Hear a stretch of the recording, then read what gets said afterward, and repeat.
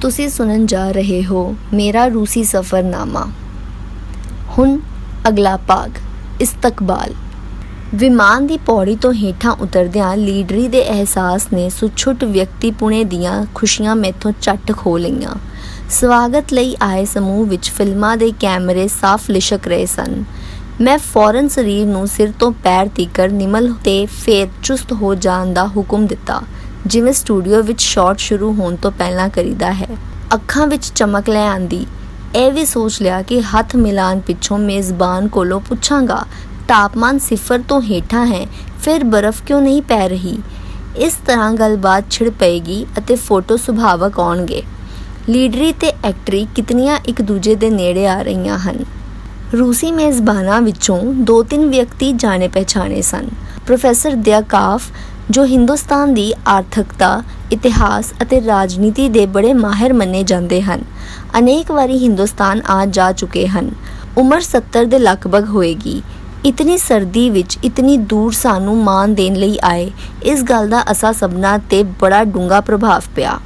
ਫਿਰ ਇੱਕ ਨਵਯੁਵਕ ਸੱਜਣ ਸਨ, ਮਿਸਟਰ ਯਾਕੂਨਿਨ।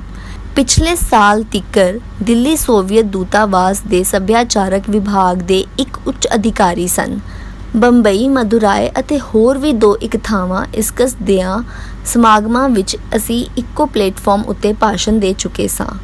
ਹਿੰਦੀ ਉਰਦੂ ਇਤਨੀ ਚੰਗੀ ਬੋਲਦੇ ਸਨ ਕਿ ਬੰਦਾ ਹੈਰਤ ਵਿੱਚ ਆ ਜਾਂਦਾ ਸੀ। ਸੁਭਾਅ ਵਿੱਚ ਅੱਖਰਾਂ ਦੀ ਨਿਰਮਾਨਤਾ, ਮਿਲਨਸਾਰੀ, ਅਪਣਤ ਹਮੇਸ਼ਾ ਇਤਨੇ ਉਚੇਚ ਨਾਲ ਮਿਲਦੇ ਜਿਵੇਂ ਮੈਨੂੰ ਆਪਣੇ ਦਿਲ ਵਿੱਚ ਖਾਸ ਥਾਂ ਦੇ ਰੱਖਿਆ ਹੋਵੇ। ਅੱਜ ਉਹਨਾਂ ਨੂੰ ਵੇਖ ਕੇ ਮੈਨੂੰ ਵੀ ਚੰਨ ਚੜ੍ਹ ਗਿਆ ਅਤੇ ਬਿਨਾਂ ਸੋਚੇ ਸਮਝੇ ਅੱਗੇ ਵੱਧ ਕੇ ਉਹਨਾਂ ਨੂੰ ਆਪਣੀਆਂ ਬਾਹਾਂ ਵਿੱਚ ਘੁੱਟ ਲਿਆ। ਪਰ ਉਹਨਾਂ ਵੱਲੋਂ ਪ੍ਰਤੀਕਰਮ ਦੀ ਅਣਹੋਂਦ ਨੇ ਮੇਰੇ ਪੈਰਾਂ ਹੇਠੋਂ ਜ਼ਮੀਨ ਕੱਢ ਲਈ। ਨਿੱਕੀ ਜਿਹੀ ਫਿੱਕੀ ਅਤੇ ਤਕੱਲਫ ਭਰੀ ਮੁਸਕਾਨ ਦੇ ਕੇ ਉਹਨਾਂ ਆਪਣੇ ਆਪ ਨੂੰ ਅਲੱਗ ਕਰ ਲਿਆ ਅਤੇ ਮੈਨੂੰ ਹੁਣ ਗਿਆਤ ਹੋਇਆ ਕਿ ਦਰਅਸਲ ਉਹ ਕੇਰਲੀ ਪੱਤਰਕਾਰਾਂ ਤੇ ਡੈਲੀਗੇਸ਼ਨਾਂ ਨੂੰ ਰਿਸੀਵ ਕਰਨ ਆਏ ਸਨ। ਆਪਣੀ ਗਲਤੀ ਉੱਪਰ ਮੈਨੂੰ ਸਖਤ ਸ਼ਰਮ ਆਈ, ਪਰ ਨਾਲ ਹੀ ਚੇਤੇ ਆਇਆ ਕਿ ਕੋਈ ਬਹੁਤੀ ਅਨੋਖੀ ਘਟਨਾ ਨਹੀਂ ਵਾਪਰੀ। ਅੱਗੇ ਵੀ ਕਈ ਵਾਰੀ ਇਸ ਤਰ੍ਹਾਂ ਹੋ ਚੁੱਕਿਆ ਹੈ। ਹਿੰਦੁਸਤਾਨ ਆਏ ਰੂਸੀ ਬੜੀਆਂ ਡੂੰਘੀਆਂ ਦੋਸਤੀਆਂ ਲਿਆਉਂਦੇ ਹਨ। ਉੱਠਦੇ ਬੈਠਦੇ ਖਾਂਦੇ ਪੀਂਦੇ ਉਹ ਜਿਵੇਂ ਸਾਡੇ ਹੀ ਹੋ ਜਾਂਦੇ ਹਨ। ਪਰ ਜਦੋਂ ਕਦੇ ਅਸੀਂ ਰੂਸ ਜਾਈਏ, ਅਵਲ ਤਾਂ ਉਹਨਾਂ ਦਾ ਪਤਾ ਹੀ ਨਹੀਂ ਲੱਗਦਾ, ਤੇ ਜੇ ਲੱਗ ਵੀ ਜਾਵੇ ਗੱਲ ਦੁਆ ਸਲਾਮ ਤੋਂ ਅੱਗੇ ਨਹੀਂ ਵੱਧਦੀ। ਖੋਰੇ ਕਿਉਂ ਇੰਝ ਹੁੰਦਾ ਹੈ? ਮੇਰਾ ਅਨੁਮਾਨ ਹੈ ਕਿ ਆਕਸਮਿਕ ਨਹੀਂ ਹੁੰਦਾ। ਮੇਰੇ ਖਿਆਲ ਵਿੱਚ ਹਰ ਸੋਵੀਅਤ ਕਰਮਚਾਰੀ ਆਪਣੀ ਹਕੂਮਤ ਵੱਲੋਂ ਇੱਕ ਵਿਸ਼ੇਸ਼ ਹਿਫਾਜ਼ਤੀ ਡਿਸਿਪਲਿਨ ਦਾ ਪਾਬੰਦ ਹੁੰਦਾ ਹੈ, ਜਿਸ ਅਨੁਸਾਰ ਪ੍ਰਦੇਸ਼ਾਂ ਵਿੱਚ ਜਾ ਕੇ ਥੋੜ੍ਹੇ ਤੋਂ ਥੋੜ੍ਹੇ ਸਮੇਂ ਵਿੱਚ ਜ਼ਿਆਦਾ ਤੋਂ ਜ਼ਿਆਦਾ ਦੋਸਤੀਆਂ ਦੇ ਤਾਣੇ ਬਾਣੇ ਬੁਣਨਾ ਅਤੇ ਵਾਪਸ ਆ ਕੇ ਉਤਨੀ ਹੀ ਤੇਜ਼ੀ ਨਾਲ ਉਹਨਾਂ ਦੇ ਤਾਰ ਕੱਟ ਸੁੱਟਣਾ ਆਵਸ਼ਕ ਹੈ। ਇਸ ਵਿੱਚ ਮੈਂ ਕੋਈ ਬੁਰਾਈ ਨਹੀਂ ਸਮਝਦਾ। ਹਰ ਦੇਸ਼ ਨੂੰ ਸਵੈ ਰੱਖਿਆ ਦਾ ਪੂਰਾ ਅਧਿਕਾਰ ਹੈ ਅਤੇ ਦੁਨੀਆ ਜਾਣਦੀ ਹੈ ਕਿਵੇਂ ਸੋਵੀਅਤ ਸੰਘ ਨੂੰ ਜ਼ਖ਼ਮ ਪਹੁੰਚਾਉਣ ਦੀਆਂ ਸਰਮਾਏਦਾਰੀ ਦੇਸ਼ਾਂ ਵੱਲੋਂ ਆਏ ਦਿਨਾਂ ਸਾਜ਼ਿਸ਼ਾਂ ਹੁੰਦੀਆਂ ਰਹਿੰਦੀਆਂ ਹਨ। ਇਹਨਾਂ ਤੋਂ ਸਦਾ ਸੁਚੇਤ ਰਹਿਣ ਵਿੱਚ ਭਲਾ ਕੀ ਬੁਰਾਈ ਹੋ ਸਕਦੀ ਹੈ? ਫਿਰ ਇੱਕ ਹੋਰ ਗੱਲ ਵੀ ਕਾਬਿਲੇ ਗੌਰ ਹੈ। ਸੋਵੀਅਤ ਸਮਾਜਵਾਦੀ ਨਿਯਮ ਹਰ ਮਨੁੱਖ ਨੂੰ ਸਵੈਤਾ ਅਤੇ ਸਵਾਰਥ ਤੋਂ ਉੱਪਰ ਉੱਠ ਕੇ ਸਰਬਤ ਦੇ ਹਿੱਤ ਲਈ ਯਤਨਸ਼ੀਲ ਹੋਣ ਦੀ ਸਿੱਖਿਆ ਦਿੰਦਾ ਹੈ। ਇਹ ਕੋਈ ਸੌਖਾ ਰਾਹ ਨਹੀਂ। ਇਸ ਤੇ ਟੁਰਨ ਲਈ ਕਈਆਂ ਨੂੰ ਮਜਬੂਰ ਵੀ ਕਰਨਾ ਪੈਂਦਾ ਹੋਵੇਗਾ। ਇਸ ਦੇ ਉਲਟ ਸਰਮਾਏਦਾਰੀ ਸਭਿਅਤਾ ਦਾ ਮੂਲ ਆਧਾਰ ਹੀ ਸਵਾਰਥ ਹੈ। ਸਰਬਤ ਦੇ ਹਿੱਤ ਨੂੰ ਕੁਚਲ ਕੇ ਆਪਣਾ ਹਿੱਤ ਪਾਲਣਾ ਸਰਮਾਏਦਾਰੀ ਸਮਾਜ ਦਾ ਸਨਮਾਨਿਆ ਅਸੂਲ ਹੈ। ਸੋਵੀਅਤ ਨਿਜ਼ਾਮ ਵਿੱਚ ਪਰਸਵਾਰਥੀ ਆਦਮੀ ਨੂੰ ਹਰ ਤਰ੍ਹਾਂ ਨਾਲ ਮਾਣ ਦਿੱਤਾ ਜਾਂਦਾ ਹੈ। ਸਰਮਾਏਦਾਰੀ ਨਿਜ਼ਾਮ ਵਿੱਚ ਉਹ ਝੁੱਡੂ ਸਦਾਉਂਦਾ ਹੈ। ਮਤਲਬ ਦੋਵੇਂ ਸਮਾਜ ਵਿਪਰੀਤ ਲੀਹਾਂ ਤੇ ਚੱਲਦੇ ਹਨ। ਇਸੇ ਲਈ ਜਿਤਨਾ ਡਰ ਸਮਾਜਵਾਦੀ ਦੇਸ਼ਾਂ 'ਚੋਂ ਆਏ ਬੰਦਿਆਂ ਤੋਂ ਸਰਮਾਏਦਾਰੀ ਦੇਸ਼ਾਂ ਨੂੰ ਲੱਗਦਾ ਹੈ, ਉਤਨਾ ਹੀ ਸਗੋਂ ਕਿਤੇ ਜ਼ਿਆਦਾ ਸਰਮਾਏਦਾਰੀ ਦੇਸ਼ਾਂ ਦੇ ਆਗਤਕਾਂ ਤੋਂ ਸਮਾਜਵਾਦੀ ਦੇਸ਼ਾਂ ਨੂੰ। ਉਹਨਾਂ ਦੀਆਂ ਨਿਗਾਹਾਂ ਵਿੱਚ ਉਹ ਸਰਮਾਏਦਾਰੀ ਸਮਾਜ ਦੇ ਭਿਅੰਕਰ ਰੋਗੀ ਕੀਟਾਣੂਆਂ ਨਾਲ ਲਿਬੜੇ ਹੋਏ ਆਉਂਦੇ ਹਨ, ਜਿਨ੍ਹਾਂ ਤੋਂ ਜਿਤਨਾ ਪਰਹੇਜ਼ ਕੀਤਾ ਜਾਏ ਉਤਨਾ ਹੀ ਚੰਗਾ। ਨਿਰਸੰਦੇਹ ਮਹਿਮਾਨ ਦੀ ਰੂਸ ਵਿੱਚ ਬੜੇ ਕਮਾਲ ਦੀ ਖਾਤਰ ਤਵਾਜ਼ੋ ਕੀਤੀ ਜਾਂਦੀ ਹੈ, ਪਰ ਹੋਟਲਾਂ, ਰੈਸਟੋਰਾਂਵਾਂ ਅਤੇ ਸੰਸਥਾਵਾਂ ਵਿੱਚ ਆਪਣੇ ਘਰੀ ਰੂਸੀ ਕਿਸੇ ਨੂੰ ਘੱਟ ਵੱਧ ਹੀ ਬੁਲਾਉਂਦੇ ਹਨ। ਪਰ ਇਹ ਸਭ ਜਾਣਦੇ ਅਤੇ ਤਸਲੀਮ ਕਰਦੇ ਹੋਏ ਵੀ ਜਦੋਂ ਕੋਈ ਯਾਰ ਮੂੰਹ ਫੇਰ ਕੇ ਓਪਰਾ ਬਣ ਜਾਏ, ਦਿਲ ਨੂੰ ਤਕਲੀਫ ਤਾਂ ਪਹੁੰਚਦੀ ਹੀ ਏ। ਬੜੇ ਸੋਹਣੇ ਫੁੱਲਾਂ ਦੇ ਗੁਲਦਸਤੇ ਦਿੱਤੇ ਗਏ ਸਾਨੂੰ। ਬੜਾ ਇੱਜ਼ਤ ਨਾਲ 에ਅਰਪੋਰਟ ਦੀ ਆਲੀਸ਼ਾਨ ਇਮਾਰਤ ਅੰਦਰ ਪ੍ਰਵੇਸ਼ ਕਰਾਇਆ ਗਿਆ, ਪਰ ਮੇਰਾ ਸਵਾਦ ਮਾਰਿਆ ਜਾ ਚੁੱਕਿਆ ਸੀ। ਸ਼ਾਇਦ ਯਾਕੂਨਿਨ ਨੇ ਵੀ ਮਹਿਸੂਸ ਕੀਤਾ ਹੋਵੇ। ਲੰਘਦਿਆਂ ਪੋਲੇ ਜਿਹੇ ਮੇਰੀ ਬਾਂਹ ਫੜ ਕੇ ਕਹਿ ਗਿਆ, ਪਰੀਕਸ਼ਤ ਆਇਆ ਹੋਇਆ ਹੈ ਤੈਨੂੰ ਮਿਲਣ ਲਈ, ਅੰਦਰ ਪਹੁੰਚ ਕੇ ਵੇਖ ਸਕੇਗਾ ਉਹਨੂੰ। ਬੜੀ ਖੁਸ਼ੀ ਹੋਈ ਸੁਣ ਕੇ।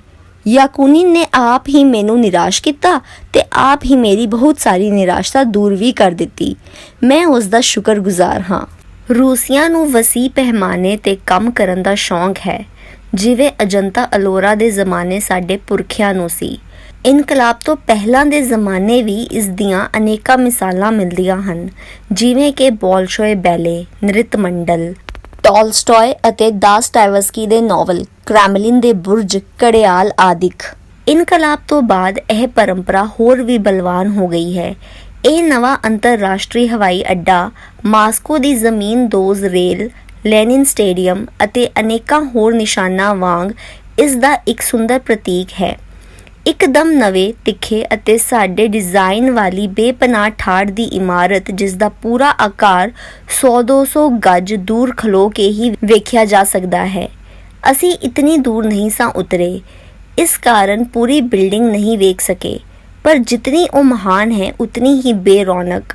ਟ੍ਰੈਫਿਕ ਦੀ ਘਾਟ ਅੱਖਾਂ ਨੂੰ ਚੁਭਦੀ ਹੈ। ਲੰਡਨ ਜਾਂ ਪੈਰਿਸ ਦੇ ਮੁਕਾਬਲੇ ਆਵਾਜਾਈ ਨਾ ਹੋਣ ਦੇ ਬਰਾਬਰ ਹੈ। ਫਿਰ ਇਹ ਨਵੀਂ 에ਅਰਪੋਰਟ ਖੜੀ ਕਰਨ ਦੀ ਲੋੜ ਹੀ ਕੀ ਸੀ? ਇਸ ਦਾ ਜਵਾਬ ਰੂਸੀਆਂ ਦੀ ਦੂਰ ਅੰਦੇਸ਼ੀ ਤੋਂ ਲੱਭਣਾ ਪੈਂਦਾ ਹੈ। ਦੁਨੀਆ ਤੇਜ਼ੀ ਨਾਲ ਬਦਲ ਰਹੀ ਹੈ। ਧਰਤ ਦੇ ਤੀਸਰੇ ਭਾਗ ਉੱਪਰ ਸਮਾਜਵਾਦੀ ਨਿਜ਼ਾਮ ਮਜ਼ਬੂਤੀ ਨਾਲ ਕਦਮ ਜਮਾ ਚੁੱਕਿਆ ਹੈ। ਸਾਮਾਨ ਆ ਜਾਣ ਪਰ ਮੇਜ਼ਬਾਨਾਂ ਨੇ ਸਾਨੂੰ ਮੋਟਰਾਂ ਤੇ ਸਵਾਰ ਕਰਾਇਆ। ਫਿਜ਼ਾ ਉੱਪਰ ਬੱਦਲ ਬੱਬਰ ਸ਼ੇਰ ਦੀ ਖਲ ਵਰਗੀ ਪੂਰੀ ਪਾ ਮਾਰ ਰਹੇ ਸਨ, ਜਿਸ ਨਾਲ ਹਰ ਚੀਜ਼ ਬੜੀ ਥੋੜੀ ਅਪਰਾਕੀਰਤਕ ਅਤੇ ਭਿਆਨਕ ਜਿਹੀ ਲੱਗਣੀ ਸ਼ੁਰੂ ਹੋ ਗਈ ਸੀ। ਇਸ ਕਾਰਨ ਹੱਥਾਂ ਵਿੱਚ ਫੜੇ ਰੰਗਾਰੰਗ ਫੁੱਲਾਂ ਦੇ ਗੁਲਦਸਤਿਆਂ ਦਾ ਅੱਖਾਂ ਨੂੰ ਬੜਾ ਸਹਾਰਾ ਮਿਲ ਰਿਹਾ ਸੀ। ਇੱਕ ਮੋਟਰ ਵਿੱਚ ਦਾਤਾਰ, ਪਰੀਕਸ਼ਤ ਤੇ ਮੈਂ ਸਵਾਰ ਹੋਏ। ਅਗਲੀ ਸੀਟ ਉੱਪਰ ਇੱਕ ਰੂਸੀ ਨੌਜਵਾਨ, ਜਿਸ ਦਾ ਨਾਮ ਮਿਲਣੀ ਵੇਲੇ ਮੈਨੂੰ ਬੜਾ ਆਸਾਨ ਜਾਪਿਆ ਸੀ ਪਰ ਹੁਣ ਭੁੱਲ ਗਿਆ ਸੀ, ਆ ਬੈਠਾ। ਬਰਚ ਦੇ ਜੰਗਲਾਂ ਅਤੇ ਪੱਧਰੇ ਮੈਦਾਨਾਂ ਵਿੱਚੋਂ ਲੰਘਦੀ ਚੌੜੀ ਅਤੇ ਸਮਤਲ ਸੜਕ ਉੱਪਰ ਮੋਟਰ ਵੀ ਜਿਵੇਂ ਹਵਾ ਨਾਲ ਗੱਲਾਂ ਕਰਨ ਲੱਗ ਪਈ।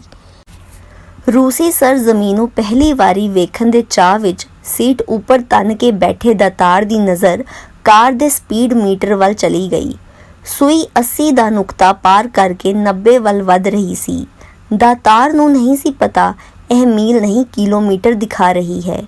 ਉਹਨੂੰ ਤਾਂ ਇਹ ਵੀ ਨਹੀਂ ਸੀ ਪਤਾ ਕਿ ਇੱਥੇ ਟ੍ਰੈਫਿਕ ਹਿੰਦੁਸਤਾਨ ਵਾਂਗ ਖੱਬੇ ਨਹੀਂ ਸੱਜੇ ਚੱਲਦਾ ਹੈ, ਜਿਸ ਕਾਰਨ ਹਰ ਅੱਗਿਓਂ ਆਉਂਦੀ ਗੱਡੀ ਨਾਲ ਟੱਕਰ ਉਹਨੂੰ ਯਕੀਨੀ ਮਾਲੂਮ ਹੁੰਦੀ ਸੀ।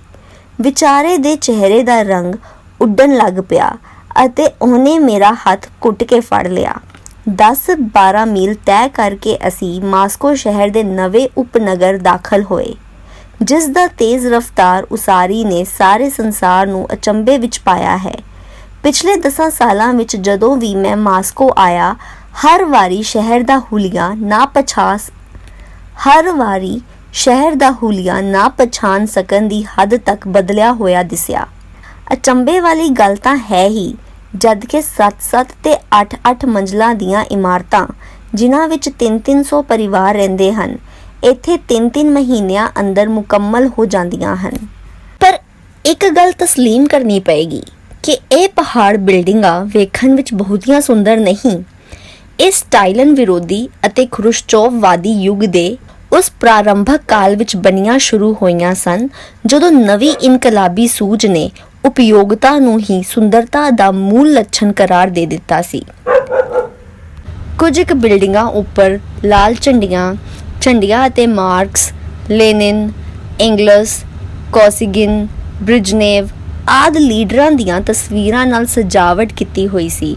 ਦਾਤਾਰ ਨੇ ਪ੍ਰੀਕਸ਼ਿਤ ਤੋਂ ਪੁੱਛਿਆ ਕਿ ਇਹ ਸਰਕਾਰੀ ਦਫ਼ਤਰਾਂ ਦੀਆਂ ਇਮਾਰਤਾਂ ਹਨ? ਨਹੀਂ, ਰਿਹਾਇਸ਼ੀ ਮਕਾਨ ਹਨ। ਨਵੇਂ ਆਗੰਤਕ ਦੇ ਸੱਜਰੇ ਪ੍ਰਤੀਕਰਮ ਬੜੇ ਖਰੇ ਤੇ ਵੱਡਮੁੱਲੇ ਹੁੰਦੇ ਹਨ। ਸੱਚਮੁੱਚ ਉਹ ਇਮਾਰਤਾਂ ਰਿਹਾਇਸ਼ੀ ਮਕਾਨ ਦੀ ਥਾਂ ਵਧੇਰੇ ਦਫ਼ਤਰਾਂ ਦੀਆਂ ਹੀ ਦਿਸਦੀਆਂ ਸਨ। ਤਸਵੀਰਾਂ ਨੇ ਮੇਰਾ ਧਿਆਨ ਖਰੁਸ਼ਚੋਵ ਵੱਲ ਖਿੱਚ ਲਿਆ, ਜਿਸ ਨੂੰ ਗੱਦੀਓਂ ਲੱਥਿਆਂ ਅਜੇ ਪੂਰਾ ਮਹੀਨਾ ਵੀ ਨਹੀਂ ਸੀ ਹੋਇਆ। ਮੈਂ ਪਰੀਕਸ਼ਤ ਨੂੰ ਕਿਹਾ, ਯਾਰ ਤੇਰੇ ਰੂਸੀਆਂ ਨੇ ਪਾਪੇ ਖਰੁਸ਼ਚੋਵ ਨਾਲ ਬੜੀ ਬੁਰੀ ਕੀਤੀ ਹੈ।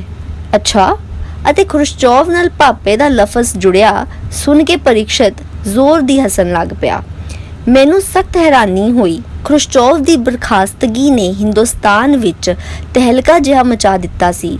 ਇੰਜ ਲੱਗਿਆ ਸੀ ਜਿਵੇਂ ਸੰਸਾਰ ਦੀਆਂ ਬੁਨਿਆਦਾਂ ਹਿਲ ਗਈਆਂ ਹੋਣ। ਮੈਂ ਆਪ ਬੜਾ ਸਖਤ ਉਦਾਸ ਹੋਇਆ ਸਾਂ। ਨਿਰਸੰਦੇਹ ਆਪਣੇ ਖੁੱਲ੍ਹੇ ਡੁੱਲੇ ਅਤੇ ਅੰਤਰਰਾਸ਼ਟਰੀ ਤਣਾਅ ਉੱਪਰ ਨਿਰੰਤਰ ਠੰਡ ਪਾਉਂਦੇ ਰਵੱਈਏ ਨਾਲ ਖਰੁਸ਼ਚੋਵ ਨੇ ਸਾਰੀ ਦੁਨੀਆ ਦਾ ਮਨ ਜਿੱਤ ਲਿਆ ਸੀ। ਉਸ ਦੇ ਚੁਸਤ ਵਾਕ ਬਾਣ ਹਮੇਸ਼ਾ ਨਿਸ਼ਾਨੇ ਤੇ ਵੱਜਦੇ ਸਨ ਅਤੇ ਜੰਗਬਾਜ਼ਾਂ ਅਤੇ ਸਮਰਾਜੀਆਂ ਨੂੰ ਕਦੇ ਚੈਨ ਨਾਲ ਨਹੀਂ ਸਨ ਬਹਿਣ ਦਿੰਦੇ। ਮੇਰੇ ਫਿਲਮ ਪ੍ਰੋਡਿਊਸਰ ਮਿੱਤਰ BR ਚੋਪੜਾ ਨੇ ਇੱਕ ਵਾਰੀ ਬਿਲਕੁਲ ਠੀਕ ਕਿਹਾ ਸੀ ਕਿ ਖਰੁਸ਼ਚੋਵ ਪਹਿਲਾ ਰੂਸੀ ਲੀਡਰ ਸੀ ਜਿਸ ਦੇ ਚਿਹਰੇ ਤੇ ਦੁਨੀਆ ਨੇ ਖੁਸ਼ੀ ਤੇ ਬਸ਼ਾਸ਼ਤ ਵੇਖੀ। ਆਖਰ ਉਸ ਤੋਂ ਅਜਿਹਾ ਕੀ ਕਸੂਰ ਹੋ ਗਿਆ ਕਿ ਝੱਟ ਉਹਨੂੰ ਅਰਸ਼ ਤੋਂ ਫਰਸ਼ ਤੇ ਪਟਕ ਦਿੱਤਾ ਗਿਆ। ਉਹ ਹੁਣ ਹੈ ਕਿੱਥੇ ਸੀ? ਜਿੰਦਾ ਸੀ ਕਿ ਮੋਇਆਂ ਦੀ ਫਹਿਰਿਸਤ ਵਿੱਚ ਦਾਖਲ ਹੋ ਚੁੱਕਿਆ ਸੀ। ਖਰੁਸ਼ਚੋਵ ਦੀ ਪੇਪਤੀ ਨੇ ਸਮਾਏਦਾਰੀ ਦੇਸ਼ਾਂ ਦੇ ਅਖਬਾਰਾਂ ਨੂੰ ਨਵੇਂ ਸਿਰਿਓਂ ਕਮਿਊਨਿਸਟ ਨਿਜ਼ਾਮ ਖਿਲਾਫ ਵਿਸ ਘੋਲਣ ਦਾ ਮੌਕਾ ਦੇ ਦਿੱਤਾ ਸੀ। ਭਲਾ ਜੋ ਉਹਨੂੰ ਹਟਾਉਣਾ ਹੀ ਸੀ ਤਾਂ ਉਸ ਤੋਂ ਇਸਤੀਫਾ ਲਿਖਵਾ ਲੈਂਦੇ। ਜਾਂਦੀ ਵੇਰੀ ਉਸ ਨੂੰ ਥੋੜ੍ਹਾ ਬਹੁਤਾ ਮਾਣ ਦੇ ਛੱਡਦੇ, ਉਸ ਦੀਆਂ ਖਿਦਮਤਾਂ ਦਾ ਥੋੜ੍ਹਾ ਬਹੁਤ ਜ਼ਿਕਰ ਕਰ ਛੱਡਦੇ, ਉਹਨੂੰ ਇੱਕ ਅੱਧਾ ਬਿਆਨ ਦੇ ਲੈਣ ਦਿੰਦੇ। ਕੀ ਵਿਗੜ ਜਾਂਦਾ? ਇਤਨਾ ਰਾਜਸ਼ਾਹੀ ਡਰਾਮਾ ਕਰਨ ਦੀ ਕੀ ਲੋੜ ਸੀ? ਹਰ ਥਾਂ ਉਹਦੀਆਂ ਤਸਵੀਰਾਂ ਹਟਾਉਣ ਅਤੇ ਨਾ ਰਗੜ ਕੇ ਪੁੰਜਣ ਦੀ ਕੀ ਲੋੜ ਸੀ? ਕੱਲ ਤੱਕ ਜਿਸ ਆਦਮੀ ਵਿੱਚ ਚੰਗਿਆਈਆਂ ਹੀ ਚੰਗਿਆਈਆਂ ਸਨ, ਅੱਜ ਅਕਸਮਾਤ ਬੁਰਾਈਆਂ ਦੀ ਪੰਡ ਕਿਵੇਂ ਬਣ ਗਿਆ? ਮੈਂ ਸੋਚਿਆ ਸੀ ਕਿ ਜਦ ਰੂਸ ਦੇ ਬਾਹਰ ਇਸ ਘਟਨਾ ਦਾ ਇਤਨਾ ਹੰਗਾਮੀ ਅਸਰ ਪਿਆ ਹੈ ਤਾਂ ਰੂਸ ਦੇ ਅੰਦਰ ਵੀ ਲੋਕਾਂ ਵਿੱਚ ਕਾਫੀ ਤਸ਼ਵੀਸ਼ ਹੋਵੇਗੀ। ਪਰ ਪਰੀਕਸ਼ਤ ਇੰਜ ਲਾਪਰਵਾਹੀ ਨਾਲ ਹੱਸਿਆ ਸੀ ਜਿਵੇਂ ਕੋਈ ਖਾਸ ਗੱਲ ਹੋਈ ਹੀ ਨਹੀਂ ਸੀ। ਤੂੰ ਹੱਸ ਰਿਹਾ ਯਾਰ? ਇਹ ਕੋਈ ਹਾਸੇ ਵਾਲੀ ਗੱਲ ਹੈ? ਇਤਨਾ ਲੋਕਪ੍ਰਿਯ ਨੇਤਾ, ਲੋਕਪ੍ਰਿਯ? ਇੱਥੇ ਤਾਂ ਉਹ ਬਦਨਾਮ ਸੀ। ਮੈਂ ਹੋਰ ਵੀ ਠਠੰਬਰ ਗਿਆ। ਬਦਨਾਮ ਸੀ? ਖਰੁਸ਼ਚੋਵ ਬਦਨਾਮ ਸੀ? ਮੈਂ ਕਿਹਾ, ਆਹੋ ਡੈਡੀ, ਹੋ ਸਕਦਾ ਹੈ ਉਸ ਦੀ ਵਿਦੇਸ਼ੀ ਪਾਲਿਸੀ ਠੀਕ ਹੋਵੇ, ਪਰ ਅੰਦਰੂਨੀ ਪਾਲਿਸੀਆਂ ਉਸ ਦੀਆਂ ਬਹੁਤ ਗਲਤ ਸਨ। ਇੱਥੇ ਲੋਕਾਂ ਨੂੰ ਉਸ ਦੇ ਜਾਣ ਦਾ ਕੋਈ ਅਫਸੋਸ ਨਹੀਂ। ਪਿੱਛੇ ਜਿਹੇ ਤਾਂ ਉਸ ਦੀਆਂ ਆਪਹੁਦਰੀਆਂ ਕਾਰਨ ਇੱਥੇ ਡਬਲ ਰੋਟੀ ਦਾ ਕਾਲ ਵੀ ਪੈ ਚਲਿਆ ਸੀ। ਤਸਵੀਰ ਦਾ ਇੱਕ ਹੋਰ ਹੀ ਪਹਿਲੂ ਸਾਹਮਣੇ ਆ ਗਿਆ ਜਿਸ ਦਾ ਖਾਬ ਖਿਆਲ ਵੀ ਨਹੀਂ ਸੀ। ਹੋ ਸਕਦਾ ਹੈ ਪਰੀਕਸ਼ਤ ਠੀਕ ਕਹਿ ਰਿਹਾ ਹੋਵੇ। ਹਿੰਦੁਸਤਾਨ ਬੈਠਿਆਂ ਅਖਬਾਰਾਂ ਰਾਹੀਂ ਖਰੁਸ਼ਚੋਵ ਦਾ ਅੰਤਰਰਾਸ਼ਟਰੀ ਪਹਿਲੂ ਹੀ ਸਾਡੇ ਸਾਹਮਣੇ ਆਉਂਦਾ ਸੀ। ਅਖਬਾਰਾਂ ਦੀ ਦਿੱਤੀ ਜਾਣਕਾਰੀ ਦਰਅਸਲ ਕਿਤਨੀ ਇਕਤਰਫਾ ਹੁੰਦੀ ਹੈ, ਇਸ ਦਾ ਅਹਿਸਾਸ ਦੇਸ਼ਾਂ ਤੋਂ ਬਾਹਰ ਜਾ ਕੇ ਮੈਨੂੰ ਪਹਿਲਾਂ ਵੀ ਕਈ ਵਾਰ ਹੋ ਚੁੱਕਿਆ ਸੀ। ਪਰੀਕਸ਼ਤ ਨੇ ਡਾਕਟਰ ਦੱਤਾਰ ਨੂੰ ਦੱਸਿਆ ਸੀ ਕਿ 7 ਨਵੰਬਰ ਨੂੰ ਰੂਸੀ ਇਨਕਲਾਬੀ ਦੀ 47ਵੀਂ ਸਾਲਗਿਰਾ ਮਨਾਈ ਜਾਂਦੀ ਹੈ। ਉਸ ਖੁਸ਼ੀ ਵਿੱਚ ਬਿਲਡਿੰਗਾਂ ਦੀ ਸਜਾਵਟ ਕੀਤੀ ਜਾ ਰਹੀ ਹੈ। ਮੈਨੂੰ ਵੀ ਯਾਦ ਆਇਆ, ਲਾਲ ਚੌਂਕ ਦੀ ਪਰੇਡ ਵੇਖਣ ਦੇ ਲਾਲਚ ਦਾ ਮੈਨੂੰ ਇਸ ਡੈਲੀਗੇਸ਼ਨ 'ਚ ਸ਼ਾਮਲ ਕਰਾਉਣ ਵਿੱਚ ਬੜਾ ਵੱਡਾ ਹੱਥ ਹੈ। ਮੈਂ ਮੁੜ ਦੱਤਾਰ ਦੇ ਚਿਹਰੇ ਤੋਂ ਮਾਸਕੋ ਬਾਰੇ ਉਸ ਦੇ ਪ੍ਰਥਮ ਪ੍ਰਤੀਕਰਮ ਭਾਪਣ ਦੀ ਕੋਸ਼ਿਸ਼ ਕਰਦਾ। ਉਸ ਦੇ ਹੀ ਦ੍ਰਿਸ਼ਟੀਕੋਣ ਤੋਂ ਲੋਕਾਂ ਦੀ ਆਵਾਜਾਈ ਵੱਲ ਵੇਖਦਾ। ਉਹਨਾਂ ਦੇ ਪਹਿਰਾਵੇ ਵਿੱਚ ਪੱਛਮ ਯੂਰਪ ਵਾਲਾ ਬਾਕਪਨ ਅਜੇ ਵੀ ਨਹੀਂ ਆਇਆ। ਭਰਵੇਂ ਜੁੱਸੇ ਵਾਲੀਆਂ ਮਜ਼ਦੂਰਨਾਂ ਥਾਂ ਲੰਮੇ ਬੁਰਸ਼ ਹੱਥ ਵਿੱਚ ਫੜੀ ਸੜਕ ਤੇ ਸਫਾਈ ਦਾ ਕੰਮ ਕਰ ਰਹੀਆਂ ਸਨ। ਬੜੀਆਂ ਸਾਧਾਰਨ ਜਿਹੀਆਂ ਵਰਦੀਆਂ ਪਾਈਆਂ ਹੋਈਆਂ ਸਨ ਉਹਨਾਂ ਨੇ, ਪਰ ਕਿਸੇ ਦੇ ਵੀ ਤਨ ਤੇ ਕੱਪੜਾ ਨਾਕਾਫੀ ਨਹੀਂ ਸੀ। ਸਰਦੀ ਤੋਂ ਸਭ ਨੂੰ ਪੂਰਾ ਬਚਾਅ ਸੀ। ਪੱਛਮੀ ਦੇਸ਼ਾਂ ਦੇ ਆਲੋਚਕ ਮਾਸਕੋ ਸ਼ਹਿਰਾਂ ਵਿੱਚ ਤੜਕ ਭੜਕ ਦੀ ਘਾਟ ਦਾ ਬੜੇ ਸੋਗੀ ਜਿਹੇ ਸ਼ਬਦਾਂ ਵਿੱਚ ਜ਼ਿਕਰ ਕਰਦੇ ਹਨ ਅਤੇ ਉਹਨੂੰ ਅਕੇਵੇ ਭਰੀ ਇਕਸਾਰਤਾ ਆਖ ਕੇ ਨਿੰਦਦੇ ਹਨ। ਪਰ ਜਿਹੜਾ ਬੰਦਾ ਵਿਲਾਸਤਾ ਦੀ ਬਨਿਸਬਤ ਕਿਰਤ ਕਰੋ ਅਤੇ ਵੰਡ ਛਕੋ ਨੂੰ ਉਚੇਰਾ ਜੀਵਨ ਆਦਰਸ਼ ਮੰਨਦਾ ਹੋਵੇ, ਉਸ ਨੂੰ ਮਾਸਕੋ ਦੇ ਸਮੁਦਾਇਕ ਜੀਵਨ ਵਿੱਚ ਸੱਚੀ ਭਰਪੂਰਤਾ ਅਤੇ ਸੁੰਦਰਤਾ ਦੇ ਦਰਸ਼ਨ ਹੋਣਗੇ। ਮਸਲਨ ਸਰਮਾਏਦਾਰੀ ਦੇਸ਼ਾਂ ਵਿੱਚ ਕੱਪੜੇ ਦਾ ਕੰਮ ਸਿਰਫ ਤਨ ਢਕਣਾ ਨਹੀਂ, ਸਗੋਂ ਵਰਗੀਨ ਉਚਾਈ ਦਾ ਪ੍ਰਦਰਸ਼ਨ ਕਰਨਾ ਵੀ ਹੈ। ਅਨੇਕਾਂ ਲੋਕ ਪੇਟ ਭੁੱਖਾ ਰੱਖ ਕੇ ਕੱਪੜਿਆਂ ਦਾ ਅਡੰਬਰ ਕਰਦੇ ਹਨ, ਪਰ ਵਰਗਹੀਨ ਸਮਾਜ ਵਿੱਚ ਅਜਿਹੇ ਤਰੱਦਦ ਦੀ ਕੋਈ ਲੋੜ ਨਹੀਂ। ਇੱਥੇ ਮਨੁੱਖ ਦੀ ਕਦਰ ਨਾ ਕੱਪੜਿਆਂ ਤੇ ਨਾ ਹੀ ਪੈਸੇ ਨਾਲ ਹੁੰਦੀ ਹੈ, ਸਗੋਂ ਕੱਪੜਿਆਂ ਦਾ ਉਚੇਚਾ ਵਿਖਾਲਾ ਮਨੁੱਖ ਨੂੰ ਦੂਜਿਆਂ ਦੀਆਂ ਨਜ਼ਰਾਂ ਵਿੱਚ ਹੌਲਾ ਕਰਦਾ ਹੈ।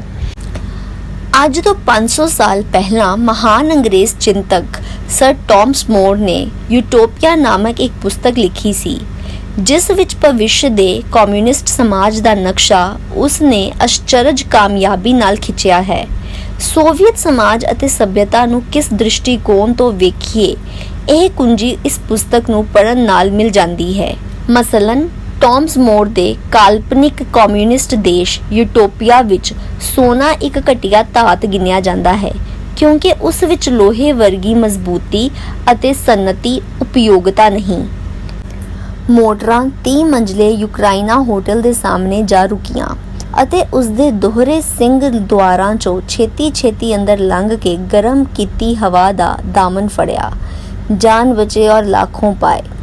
ਕੰਨ ਗੱਤੇ ਵਾਂਗ ਆਕੜ ਗਏ ਸਨ ਅਤੇ ਰੀੜ੍ਹ ਦੀ ਹੱਡੀ ਵਿੱਚ ਹਲਕੀ ਦੁਖਾਵੀ ਜਿਹੀ ਅਚਵੀ ਹੋ ਰਹੀ ਸੀ। ਦਾਖਲ ਹੁੰਦਿਆਂ ਸੱਜੇ ਪਾਸੇ ਓਵਰਕੋਟ ਲੈਣ ਲਈ ਸੇਵਾਦਾਰ ਖੜੇ ਸਨ, ਜਿਵੇਂ ਗੁਰਦੁਆਰਿਆਂ ਵਿੱਚ ਜੋੜਿਆਂ ਦੀ ਸੇਵਾ ਕੀਤੀ ਜਾਂਦੀ ਹੈ, ਪਰ ਇਸ ਦਾ ਲਾਭ ਉਠਾਉਣ ਤੇ ਸਾਡੇ ਵਿੱਚੋਂ ਕੇਵਲ ਗਿਆਨੀ ਜੀ ਅਤੇ ਗੋਪਾਲਨ ਹੀ ਹੱਕਦਾਰ ਸਨ। ਕਾਊਂਟਰ ਤੇ ਆਪਣੇ ਓਵਰਕੋਟ ਰੱਖਦਿਆਂ ਉਹਨਾਂ ਨੂੰ ਪਤਾ ਨਹੀਂ ਕੀ ਹੋਇਆ, ਗਿਆਨੀ ਜੀ ਨੇ ਆਪਣਾ ਵਾਪਸੀ ਹਵਾਈ ਟਿਕਟ ਗੋਪਾਲਨ ਦੇ ਓਵਰਕੋਟ ਦੀ ਜੇਬ ਵਿੱਚ ਘੁਸੇੜ ਦਿੱਤਾ ਅਤੇ ਗੋਪਾਲਨ ਦੇ ਦਸਤਾਨੇ ਗਿਆਨੀ ਜੀ ਦੇ ਓਵਰਕੋਟ ਵਿੱਚ ਪ੍ਰਵੇਸ਼ ਕਰ ਗਏ। 1957 ਵਿੱਚ ਜਦੋਂ ਪਰਦੇਸੀ ਫਿਲਮ ਦੀ ਸ਼ੂਟਿੰਗ ਲਈ ਆਇਆ ਸਾਂ ਤਾਂ ਇਸੇ ਯੂਕਰਾਈਨਾ ਹੋਟਲ ਵਿੱਚ ਹੀ ਠਹਿਰਿਆ ਸਾਂ। ਉਸੇ ਸਾਲ ਇਹ ਬਣ ਕੇ ਤਿਆਰ ਹੋਇਆ ਸੀ ਕਿ ਠਾਠ ਸਨ ਇਸ ਦੇ। ਕਿਸੇ ਸਿਨੇਮਾ ਹਾਲ ਤੋਂ ਵੀ ਵੱਡੀ ਉਸਦੀ ਡਿਓੜੀ। 6 ਲਿਫਟ ਲਗਾਤਾਰ ਬਿਜਲੀ ਦੀ ਰੇਲ ਵਾਂਗ ਹੇਠ ਉੱਪਰ ਚੱਲਦੇ ਰਹਿੰਦੇ। ਛੱਤ, ਫਰਸ਼, ਦੀਵਾਰਾਂ ਸਭ ਚਿੱਟੇ ਸੰਗਮਰਮਰ ਦੀਆਂ। ਥਾਂ ਗੁਦਾਜ਼ ਸੋਫੇ ਵਿਛੇ ਹੋਏ, ਪਰ ਇਸ ਵਾਰੀ ਹਰ ਚੀਜ਼ ਕੁਝ ਮੈਲੀ ਤੇ ਪੁਰਾਣੀ ਦਿਸ ਰਹੀ ਸੀ, ਜਿਵੇਂ ਕਿ ਉਸ ਮਿਹਨਤ ਨਾਲ ਦੇਖਭਾਲ ਨਹੀਂ ਹੁੰਦੀ ਹੋਵੇ ਜਿਤਨੀ ਅਜਿਹੀ ਆਲੀਸ਼ਾਨ ਬਿਲਡਿੰਗ ਲਈ ਲਾਜ਼ਮੀ ਸੀ। ਇੱਕ ਸੋਫੇ ਉੱਪਰ ਬਹਿ ਕੇ ਅਸੀਂ ਅਗਲੀ ਕਾਰਵਾਈ ਨੂੰ ਉਡੀਕਣ ਲੱਗ ਪਏ। ਥਕੇ ਹੋਏ ਬਹੁਤ ਸਾਂ। ਗਰਮ ਚਾਹ ਜਾਂ ਕੌਫੀ ਦੀ ਪਿਆਲੀ ਇਸ ਵੇਲੇ ਬਹੁਤ ਸੁਖਦਾਈ ਹੁੰਦੀ, ਪਰ ਹਾਲ ਦੀ ਘੜੀ ਤਾਂ ਮੇਜ਼ਬਾਨ ਸਾਨੂੰ ਜਿਵੇਂ ਭੁੱਲ ਹੀ ਚੁੱਕੇ ਸਨ। ਚੌਖਾ ਚਿਰ ਅਸੀਂ ਆਲੇ ਦੁਆਲੇ ਦੀ ਚਹਿਲ ਪਹਿਲ ਵੇਖਦੇ ਰਹੇ। ਸੰਸਾਰ ਦੇ ਹਰ ਹਿੱਸੇ ਦੇ ਲੋਕ ਪਏ ਨਜ਼ਰ ਆਉਂਦੇ ਸਨ। ਯੂਰੋਪੀਨ, ਜਾਪਾਨੀ, ਬਰਮੀ, ਅਫਰੀਕੀ, ਅਮਰੀਕੀ, ਚੀਨੀ। ਦੁਭਾਸ਼ੀਏ ਨਵਯੁਵਕ ਨੇ ਆਉਂਦਿਆਂ ਦੱਸਿਆ ਸੀ ਕਿ 7 ਨਵੰਬਰ ਦੇ ਜਸ਼ਨ ਵਿੱਚ ਸ਼ਾਮਲ ਹੋਣ ਲਈ ਬਾਹਰੋਂ ਇਤਨੇ ਟੁੱਟ ਕੇ ਯਾਤਰੂ ਆਏ ਹੋਏ ਸਨ ਕਿ ਹੋਟਲਾਂ ਵਿੱਚ ਥਾਂ ਮਿਲਣਾ ਮੁਸ਼ਕਲ ਹੋ ਗਿਆ ਸੀ। ਗੱਲ ਠੀਕ ਹੀ ਜਾਪਦੀ ਸੀ, ਪਰ ਵਾਤਾਵਰਣ ਵਿੱਚ ਜਸ਼ਨਾਂ ਵਾਲੀ ਰੰਗੀਨੀ ਨਹੀਂ ਸੀ। ਭਾਰਾ ਤੇ ਗੰਭੀਰ ਜਿਹਾ ਵਾਤਾਵਰਣ ਸੀ। ਤੀਵੀਆਂ ਮਰਦਾਂ ਦੇ ਚਿਹਰਿਆਂ ਉੱਪਰ ਇੱਕ ਪ੍ਰਕਾਰ ਦਾ ਤਣਾਅ ਜਿਹਾ ਸੀ, ਜਿਸ ਨੂੰ ਵੇਖ ਕੇ ਆਪਣੇ ਅੰਦਰ ਵੀ ਕੁੜਲ ਪੈਣੇ ਸ਼ੁਰੂ ਹੋ ਜਾਂਦੇ ਸਨ। ਕੀ ਕਾਰਨ ਸੀ ਇਸ ਦਾ? ਜੇ ਕੋਈ ਸਰਮਾਏਦਾਰੀ ਨਿਜ਼ਾਮ ਦਾ ਪ੍ਰਚਾਰਕ ਕੋਲ ਬੈਠਾ ਹੁੰਦਾ ਤਾਂ ਝੱਟ ਬੋਲ ਉੱਠਦਾ। ਇਸ ਤਣਾਅ ਦਾ ਕਾਰਨ ਇਹ ਹੈ ਕਿ ਇੱਥੇ ਬੋਲਣ ਦੀ ਆਜ਼ਾਦੀ ਨਹੀਂ, ਇੱਥੇ ਸਹਿਮ ਵਰਤਿਆ ਹੋਇਆ ਹੈ ਅਤੇ ਰਾਜਨੀਤਿਕ ਸੂਝ ਤੋਂ ਕੋਰੇ ਮਨੁੱਖ ਨੇ ਝੱਟ ਮੰਨ ਵੀ ਲੈਣਾ ਸੀ। ਪਰ ਇਤਨਾ ਮੇਰੇ ਵਰਗਾ ਵੀ ਸਮਝਦਾ ਸੀ ਕਿ ਇਹ ਵਿਦੇਸ਼ੀ ਅਤਿਥੀ ਅਕਤੂਬਰ ਇਨਕਲਾਬ ਦੀ ਸਾਲਗਿਰਾ ਨੂੰ ਮਹਿਜ ਤਮਾਸ਼ਾ ਸਮਝ ਕੇ ਨਹੀਂ ਸਨ ਵੇਖਣ ਆਏ। ਉਹਨਾਂ ਨੂੰ ਅਕੀਦਤ ਖਿੱਚ ਕੇ ਲਿਆਈ ਸੀ, ਸਾਂਝੇ ਆਦਰਸ਼ ਖਿੱਚ ਕੇ ਲਿਆਏ ਸਨ। ਹੋ ਸਕਦਾ ਸੀ ਇਹ ਆਪਣੇ ਦੇਸ਼ ਦੀਆਂ ਕਮਿਊਨਿਸਟ ਪਾਰਟੀਆਂ ਦੇ ਰੁਕਨ ਹੋਣ, ਜਾਂ ਹੋ ਸਕਦਾ ਹੈ ਮਿੱਤਰ ਦੇਸ਼ਾਂ ਦੇ ਭੇਜੇ ਪ੍ਰਤੀਨਿਧ ਹੋਣ। ਉਹਨਾਂ ਦੀ ਗੰਭੀਰਤਾ ਦਾ ਕਾਰਨ ਟੁਰਨ ਫਿਰਨ ਜਾਂ ਬੋਲਣ ਦੀ ਆਜ਼ਾਦੀ ਦੀ ਅਣਹੋਂਦ ਨਹੀਂ, ਬਲਕਿ ਉਹਨਾਂ ਦੇ ਆਪਣੇ ਵਿਅਕਤਿਤਵ ਦੀ ਗੰਭੀਰਤਾ ਹੈ। ਸ਼ਾਇਦ ਕਈ ਐਸੇ ਦੇਸ਼ਾਂ ਵਿੱਚੋਂ ਆਏ ਹੋਣ ਜਿੱਥੇ ਹਕੂਮਤ ਸਮਾਜਵਾਦੀ ਵਿਚਾਰਾਂ ਨੂੰ ਕੁਚਲਣ ਲਈ ਆਪਣੇ ਸਾਰੇ ਹਥਿਆਰ ਵਰਤਦੀ ਹੈ। ਖੋਰੇ ਕਿੰਨਾ ਗੁਪਤ ਵਸੀਲਿਆਂ ਦੀ ਮਦਦ ਨਾਲ ਇਹ ਮਾਸਕੋ, ਜੋ ਇਹਨਾਂ ਲਈ ਤੀਰਥ ਸਮਾਨ ਹੈ, ਦੀ ਯਾਤਰਾ ਕਰਨ ਵਿੱਚ ਸਫਲ ਹੋਏ ਹਨ ਅਤੇ ਖੋਰੇ ਵਾਪਸ ਕਿੰਜ ਜਾਣਗੇ। ਕਿਸੇ ਜ਼ਮਾਨੇ ਸਾਡੇ ਉੱਪਰ ਰਾਜ ਕਰਦੇ ਅੰਗਰੇਜ਼ ਹਾਕਮ ਨੂੰ ਸ਼ਿਕਾਇਤ ਹੁੰਦੀ ਸੀ ਕਿ ਕਾਂਗਰਸੀਆਂ ਦੇ ਮੂੰਹ ਹਮੇਸ਼ਾ ਵਟੇ ਰਹਿੰਦੇ ਹਨ। ਮੈਨੂੰ ਵੀ ਉਹ ਵਟੇ ਹੋਏ ਚਿਹਰੇ ਯਾਦ ਹਨ। ਆਜ਼ਾਦੀ ਲਈ ਝੂਝਦੇ ਕਾਂਗਰਸੀਆਂ, ਕਮਿਊਨਿਸਟਾਂ, ਸੋਸ਼ਲਿਸਟਾਂ ਅਤੇ ਆਤੰਕਵਾਦੀਆਂ ਦੇ ਚਿਹਰੇ। ਬਿਲਕੁਲ ਇਸੇ ਤਰ੍ਹਾਂ ਦੇ ਚਿਹਰੇ ਸਨ ਉਹ, ਗੰਭੀਰ ਆਦਰਸ਼ਾਂ ਲਈ ਸਰਬੰਸ ਵਾਰਨ ਦੀ ਕਸਮ ਖਾਦੇ ਚਿਹਰੇ। ਅੱਜ ਸਾਡਾ ਦੇਸ਼ ਆਜ਼ਾਦ ਹੈ। ਅੱਜ ਹਕੂਮਤ ਜਾਂ ਲੀਡਰੀ ਦੀਆਂ ਕੁਰਸੀਆਂ ਲਈ ਤਰਲੋ ਮੱਛੀ ਹੋ ਰਹੇ ਦੇਸ਼ ਭਗਤਾਂ ਦੇ ਚਿਹਰਿਆਂ ਉੱਪਰ ਉਹਨਾਂ ਦਿਨਾਂ ਵਾਲੀਆਂ ਗੰਭੀਰਤਾ ਅਤੇ ਤਣਾਅ ਵੇਖਣ ਵਿੱਚ ਨਹੀਂ ਆਉਂਦਾ। ਅੱਜ ਉਹ ਚਿੱਟੀਆਂ ਖੁੰਮ ਗਾਂਦੀ ਟੋਪੀਆਂ ਪਾਈ ਕੈਮਰੇ ਸਾਹਮਣੇ ਦਿਲਬਰੀ ਅੰਦਾਜ਼ ਨਾਲ ਹੱਸ-ਹੱਸ ਕੇ ਫੋਟੋਆਂ ਖਿਚਾਉਂਦੇ ਹਨ, ਪਰ ਉਸ ਮਸਨੂਈ ਖੇੜੇ ਨੂੰ ਵੇਖ ਕੇ ਕੋਈ ਨਿਹਾਲ ਨਹੀਂ ਹੁੰਦਾ। ਵਿਚਾਰਾਂ ਨੇ ਦੂਜਾ ਪਲਟਾ ਖਾਧਾ। ਬਹੁਤੇ ਸ਼ਰਧਾਲੂਪਨ ਦੀ ਲੋੜ ਨਹੀਂ। ਲੋਕਾਂ ਦੀਆਂ ਸ਼ਕਲਾਂ ਅਤੇ ਕੱਪੜਿਆਂ ਤੋਂ ਇਨਕਲਾਬੀ ਮਹਾਨਤਾ ਦੇ ਅਨੁਮਾਨ ਕਰਨਾ ਹੱਦ ਦਰਜੇ ਦਾ ਜਜ਼ਬਾਤੀਪੁਣਾ ਹੈ, ਜਿਸ ਦੇ ਅਸੀਂ ਹਿੰਦੁਸਤਾਨੀ ਦਾਇਮੀ ਮਰੀਜ਼ ਹਾਂ। ਸਾਨੂੰ ਪੁੱਜਣ ਲਈ ਕੋਈ ਨਾ ਕੋਈ ਇਸ਼ਟ ਦੇਵ ਹਰ ਸਮੇਂ ਚਾਹੀਦਾ ਹੈ। ਕਿ ਸਟਾਲਿਨ ਨੇ ਇੱਥੇ ਵਿਅਕਤੀ ਅਤੇ ਸ਼ਹਿਰੀ ਆਜ਼ਾਦੀ ਦਾ ਖੂਨ ਨਹੀਂ ਸੀ ਕੀਤਾ, ਬੇਦੋਸ਼ੀਆਂ ਨੂੰ ਜੇਲ੍ਹਾਂ ਵਿੱਚ ਨਹੀਂ ਸੀ ਸੁੱਟਿਆ, ਗੋਲੀਆਂ ਨਾਲ ਨਹੀਂ ਸੀ ਉਡਾਇਆ। ਖੌਰੇ ਹੁਣ ਵੀ ਅੰਦਰੇ ਅੰਦਰੀ ਕੀ ਕੁਝ ਹੁੰਦਾ ਹੈ। ਕੁਝ ਦਿਨਾਂ ਲਈ ਬਾਹਰੋਂ ਆਏ ਨੂੰ ਅੰਦਰਲੇ ਹਾਲਾਤਾਂ ਦਾ ਕੀ ਪਤਾ ਲੱਗ ਸਕਦਾ ਹੈ। ਕੀ ਪਤਾ ਇੱਥੋਂ ਦੇ ਸਰਕਾਰੀ ਦਫ਼ਤਰਾਂ ਵਿੱਚ ਕਿਤਨੀ ਕੁ ਹੁਕਮਸ਼ਾਹੀ, ਰਿਸ਼ਵਤਸ਼ਾਹੀ ਤੇ ਸਿਫਾਰਿਸ਼ ਚਲਦੀ ਹੈ। ਖੌਰੇ ਖਰੁਸ਼ਚੋਵ ਦੋਸ਼ੀ ਸੀ ਜਾਂ ਉਸ ਉੱਪਰ ਦੋਸ਼ ਲਾਉਣ ਵਾਲੇ ਆਪ ਦੋਸ਼ੀ ਹਨ। ਚੀਨ ਵੀ ਤਾਂ ਸਮਾਜਵਾਦੀ ਦੇਸ਼ ਆਖਦਾ ਹੈ ਆਪਣੇ ਆਪ ਨੂੰ। ਉਹਨੇ ਸਾਡੇ ਨਾਲ ਕੀ ਸਲੂਕ ਕੀਤਾ, ਕੀ ਬਦਲਾ ਦਿੱਤਾ ਉਹਨੇ ਨਹਿਰੂ ਦੀਆਂ ਚੰਗਿਆਈਆਂ ਦਾ। ਕਿਤਨਾ ਗਲਾ ਫਾੜ ਕੇ ਚੀਨੀ ਹਿੰਦੀ ਭਾਈ ਕੂਕਦੇ ਸਨ। ਜਿਵੇਂ ਵਿਅਕਤੀ ਉਵੇਂ ਹੀ ਦੇਸ਼। ਸਭਨਾਂ ਵਿੱਚ ਚੰਗਿਆਈਆਂ ਬੁਰਾਈਆਂ ਦੋਵੇਂ ਹੁੰਦੀਆਂ ਹਨ ਅਤੇ ਉਹਨਾਂ ਦਾ ਖਰਾ ਜਾਇਜ਼ਾ ਲੈਣ ਲਈ ਜਜ਼ਬਾਤੀਪੁਣੇ ਨੂੰ ਤਿਆਗਣ ਅਤੇ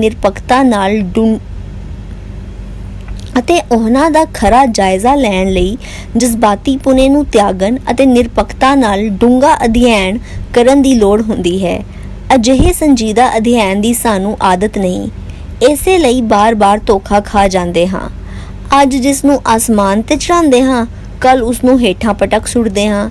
ਕਿਸੇ ਹੱਦ ਤੱਕ ਇਹੋ ਕਮਜ਼ੋਰੀ ਰੂਸੀ ਮਿਜ਼ਾਜ ਵਿੱਚ ਵੀ ਜਾਪਦੀ ਹੈ। ਗਿਆਨੀ ਜੀ ਨੇ ਉਬਾਸੀ ਮਾਰਦਿਆਂ ਕਿਹਾ, ਇੰਤਜ਼ਾਮ ਦਾ ਇੱਥੇ ਵੀ ਆਪਾ ਵਰਗਾ ਹੀ ਹੈ। ਅਜੇ ਤੱਕ ਹੋਟਲ ਦੀ ਦਿਉੜੀ ਵਿੱਚ ਹੀ ਬੈਠੇ ਹਾਂ। ਚਲੋ ਕੋਈ ਗੱਲ ਨਹੀਂ, ਹਵਾਈ ਅੱਡੇ ਤੇ ਸਾਥੋਂ ਇਹਨਾਂ ਦੇ ਕਸਟਮ ਵਾਲਿਆਂ ਨੇ ਸਮਾਨ ਨਹੀਂ ਖੁਲਵਾਇਆ, ਨਹੀਂ ਤਾਂ ਇਹੋ ਦੇਰ ਉੱਥੇ ਲੱਗ ਜਾਣੀ ਸੀ। ਹਾਂ, ਇਹ ਤਾਂ ਹੈ। ਤੁਹਾਨੂੰ ਨਹੀਂ ਪਤਾ ਜੀ, ਪਰੀਕਸ਼ਤ ਨੇ ਗੰਭੀਰ ਮੂੰਹ ਬਣਾ ਕੇ ਕਿਹਾ। ਇਹਨਾਂ ਕੋਲ ਅਜਿਹੀਆਂ ਮਸ਼ੀਨਾਂ ਹਨ ਜਿਹੜੀਆਂ ਬਿਨਾਂ ਖੋਲੇ ਹੀ ਸੂਟਕੇਸ ਦੇ ਅੰਦਰ ਦਾ ਸਭ ਕੁਝ ਵੇਖ ਲੈਂਦੀਆਂ ਹਨ। Really? Is it a fact? Datar ਨੇ ਫਿਰ ਆਪਣੀ ਸੀਟ ਤੇ ਤਨ ਕੇ ਬੈਠਦਿਆਂ ਐਨਕਾਂ ਵਿੱਚ ਵਾਰੀ-ਵਾਰੀ ਸਾਰਿਆਂ ਵੱਲ ਵੇਖਣਾ ਸ਼ੁਰੂ ਕੀਤਾ। ਚਮਕ ਗਿਆਨੀ ਜੀ ਵੀ ਰਤਾਕੂ ਗਏ, ਪਰ ਪਰੀਕਸ਼ਤ ਦੇ ਮੂੰਹ ਵੱਲ ਵੇਖ ਕੇ ਤਾੜ ਗਏ ਕਿ ਖਚ ਮਾਰ ਰਿਹਾ ਹੈ। दतार दी बाँह फड़ के कहने लगे, डॉक्टर साहब, फिक्र तो इस बात की होनी चाहिए कि कहीं हमारा एक्सरे ना ले लिया हो। इतने विच दो भाषिया सज्जन कमरियां दा प्रबंध करके मुड़ आया ते कहन लगा, आइए जी, मेरे साथ आइए। इस दा लहजा हिंदुस्तानी बोलदियां कश्मीरी जिहा बन जांदा सी। वेखन विच ही मुहांदरा कश्मीरियां वर्गा सी, वास्तव विच ओ रूसी यहूदी सी। ज्ञानी जी ने कहा, अरे आप इतनी अच्छी हिंदी बोलते हैं बलराज जी, ऐसे गुणी आदमी से आपने हमारा अभी तक तारुफ नहीं करवाया। मैं गड़ूम जिहा होके खलोता रहा। कार विच मैनू उसदा ना पूरी तरह याद सी, पर उस वेले ज्ञानी जी दी दूजी मोटर विच सन। बलराज जी क्या तारुफ कराएंगे जी, ये तो खुद भूल जाते हैं। इनको मैं यहाँ मास्को में इनके छोटे भाई के साथ भी कितनी बार मिला चुका हूँ। जब ये पाकिस्तान में थे तो वहाँ भी एक दावत में मैं इनसे मिला था, मगर ये तो मुझे भूल ही गए हैं। मैं मूर्ख वांगर मुंह टड्डी खड़ा रहा। ज्ञानी जी बोले, तो फिर आप खुद ही अपना तारुफ करा दीजिए। हमको तो ऐसा मालूम हो रहा है जैसे अपने देश का एक और साथी हमें मिल गया है। मुझे ग्लोबेफ कहते हैं जी। जी ग्लोबे देखिए जी, हमारी रूसी ज़बान में ग्लोबेफ कबूतर को कहते हैं। जब भी आपको मेरे नाम याद ना आए तो कबूतर बुला लिया कीजिए। हथ फड़न दा मौका मिलदियां सार बांह खिच लैन नाल जटकी खूबी तो विचारा शायद वाकफ नहीं सी। उस घड़ी तो लैके रूस तो रुखसत होण दी घड़ी तिकर ज्ञानी जी ओनू कबूतर भैया ही बुलांदे रहे। ਤੁਸੀਂ ਸੁਣ ਰਹੇ ਸੀ ਮੇਰਾ ਰੂਸੀ ਸਫ਼ਰਨਾਮਾ ਬਲਰਾਜ ਸਾਹਨੀ ਜੀ ਦਾ। ਅੱਜ ਇੰਨਾ ਹੀ।